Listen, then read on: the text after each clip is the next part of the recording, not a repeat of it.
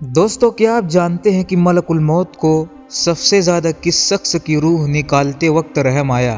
तो आज की इस वीडियो में हम आपको ये बताएंगे, इसलिए आपसे गुजारिश है कि वीडियो को मुकम्मल देखें। और अगर आपने अभी तक हमारे चैनल को सब्सक्राइब नहीं किया है तो ज़रूर सब्सक्राइब कर लें, ताकि आने वाली नई वीडियो की नोटिफिकेशन आपको मिल सके।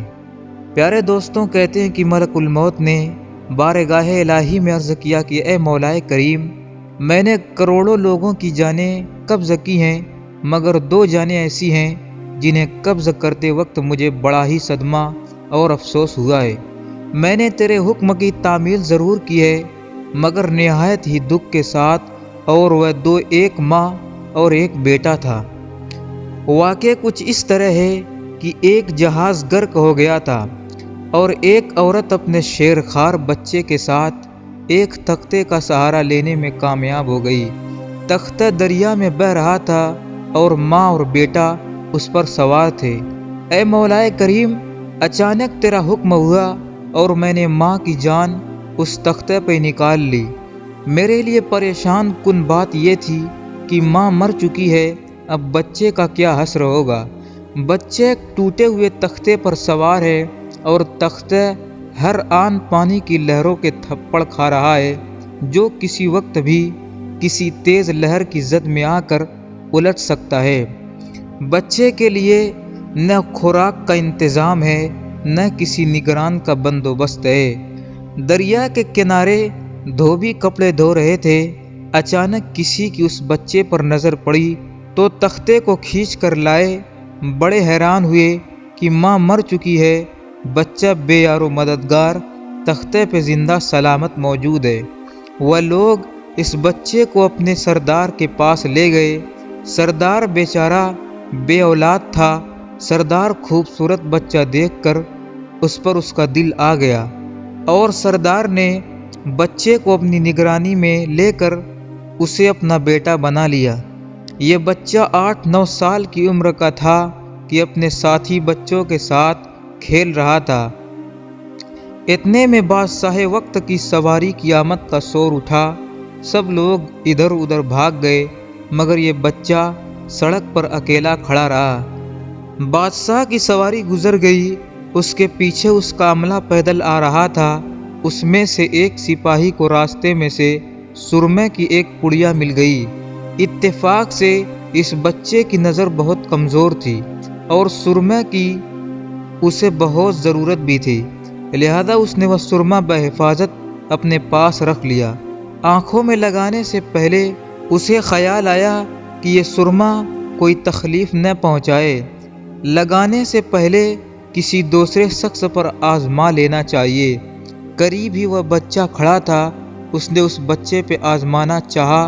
बच्चे ने सुरमा अपनी आँखों में लगा लिया, मगर जो ही सुरमा उसने लगाया, उसे ज़मीन की तह में मौजूद चीज़ें भी नज़र आने लगीं। उसने देखा कि ज़मीन के अंदर बहुत से ख़जाने पोशीदा हैं। बच्चा होशियार था। उसने चीखना चिल्लाना शुरू कर दिया कि सुरमा लगाने की वजह से मेरी आँखों में सख्त तकलीफ़ हो गई है।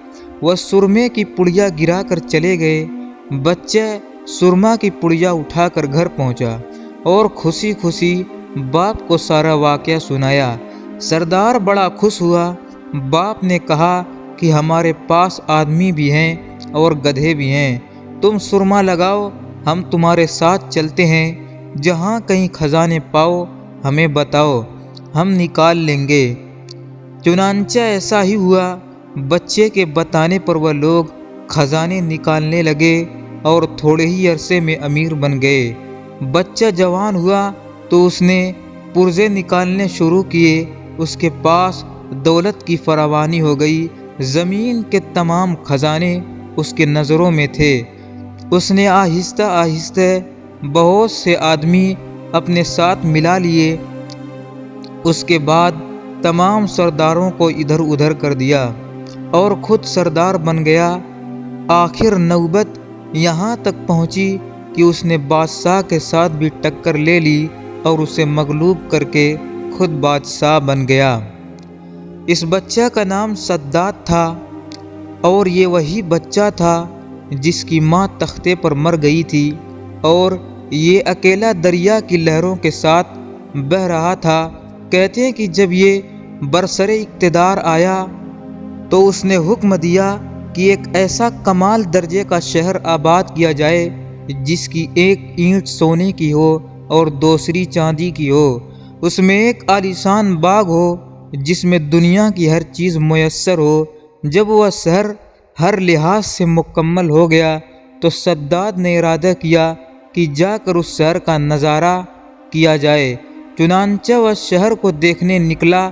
ابھی وہ دروازے تک ہی پہنچا تھا کہ ملک الموت کو حکم ہوا اور اس نے وہیں اس کی روح قبض کر لی۔ اسے اتنا موقع بھی نہ دیا کہ اپنی بے مثال باغ کو ایک نظر دیکھ سکتا۔ ملک الموت نے کہا، اے مولا کریم، اس شخص کی روح قبض کرتے وقت مجھے بہت ہی صدمہ پہنچا کہ وہ شخص ہر چیز تیار کر کے اسے دیکھ بھی نہیں سکا۔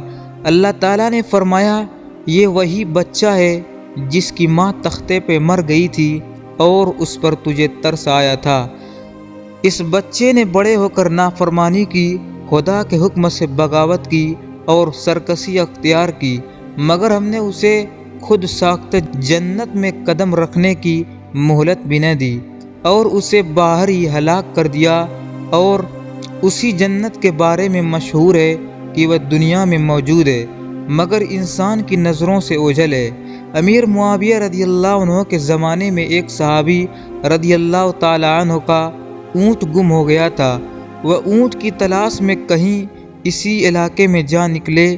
اللہ تعالیٰ نے انہیں وہ سب کچھ دکھلا دیا تھا۔